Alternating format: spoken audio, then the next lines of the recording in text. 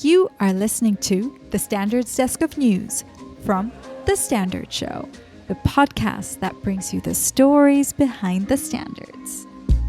It's normally Hey Cindy Parakill, but this time it's Hey BSI colleague Emma Glass.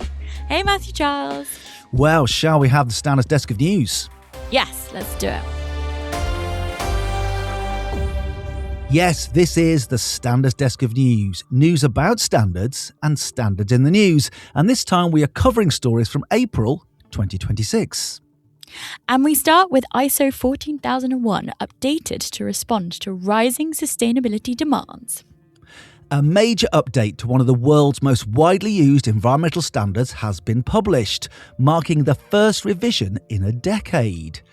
ISO 14001 is used by more than 1 million organisations globally to help manage environmental impact, from cutting waste to improving energy use and meeting regulations.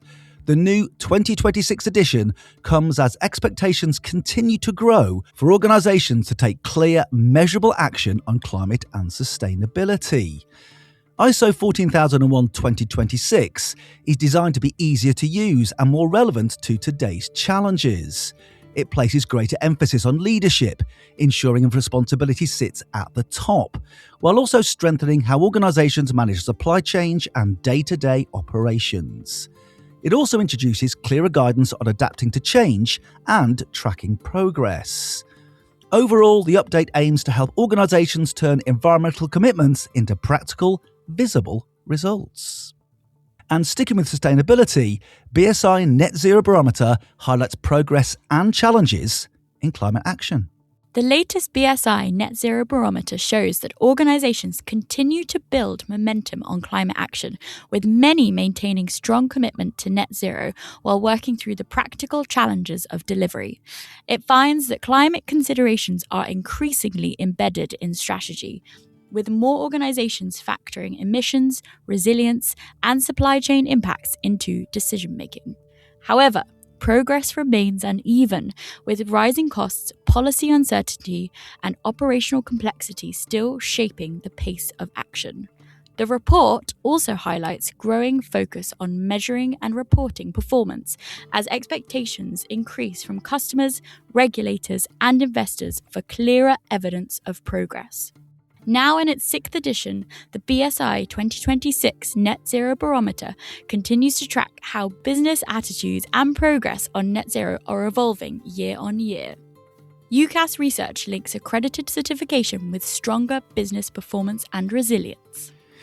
Accredited Management Systems certification is linked with stronger performance and greater resilience among UK businesses, according to new research commissioned by UCAS.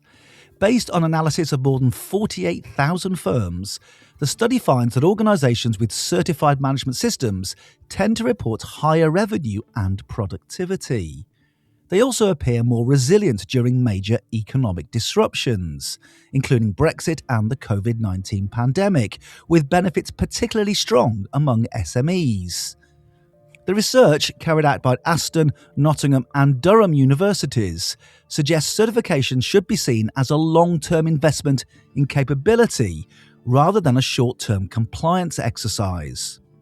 Key findings show that higher-performing firms are more likely to adopt certification, that embedded systems strengthen resilience during shocks, and that SMEs may see the greatest gains. More standard research like this is available on the BSI Education Hub. For more details, then follow the link in the show notes. BSI to develop new standard to support healthier and more productive workplaces. A new national standard aimed at improving workplace health and helping keep Britain working is to be developed by BSI as part of the government's response to the Mayfield Review, which examined the rising levels of economic inactivity caused by ill health and disability. The standard will focus on the full, healthy working life cycle, supporting employers to reduce sickness absence, improve return to work rates, and increase disability employment. It will also build on the review's recommendation for employer-led vanguards to test and shape effective workplace health approaches. BSI has been commissioned to lead the work, which will follow its formal standards development process, including expert input and a public consultation stage, expected in early 2027. The goal is to develop a voluntary standard by 2029. The initiative builds on BSI's wider work in workplace well-being, including standards on psychological health and safety, menopause and menstruation support, and suicide prevention in the workplace, already used across organisations internationally. Applications open for IEC Young Professionals Programme 2026. Yes, applications are now open for the IC Young Professional Programme 2026, a fully funded international opportunity for early career engineers and technology professionals to engage with global standards development and conformity assessment. The programme brings together participants from around the world to collaborate with international experts and gain hands-on exposure to how global standards are shaped. UK participants will attend the IEC General Meeting, which takes place in Hamburg in October, and take part in discussion to help influence the future of electrotechnology standards. The initiative is aimed at professionals typically in their 20s to mid-30s, working in relevant technical fields, offering a unique opportunity to build global networks and deepen understanding of international standardization and conformity assessment. To apply for this amazing professional development opportunity, then just follow the link in the show notes. And finally, have your say on standards for food safety management. ISO 22000, the International Food Safety Management System standard, is currently undergoing a major revision, and UK food sector professionals are invited to play a direct role in shaping its future. By joining BSI's National Committee AW90 Quality Systems for the Food Industry, individuals and organisations can help influence UK input into key food safety standards, including the revised ISO 22000 and the updated ISO 22002 Prerequisite Programme Series. See a previous episode of the Standards Show for more details on those. AW90 brings together expertise from across the food supply chain, including manufacturing, retail, wholesale, transport, storage, packaging, and food service equipment to support the development of practical, trusted standards that underpin safe and high-quality food production. The opportunity is open to professionals with experience in operations, compliance, research, policy, and regulatory roles.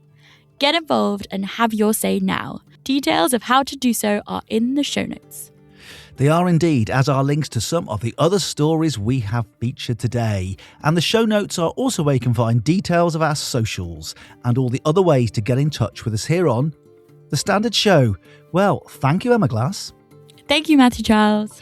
For April 2026, that's the Standards Desk of News.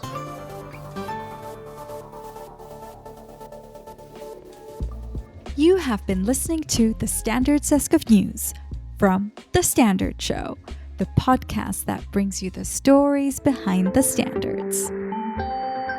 You just heard a Stripped Media production.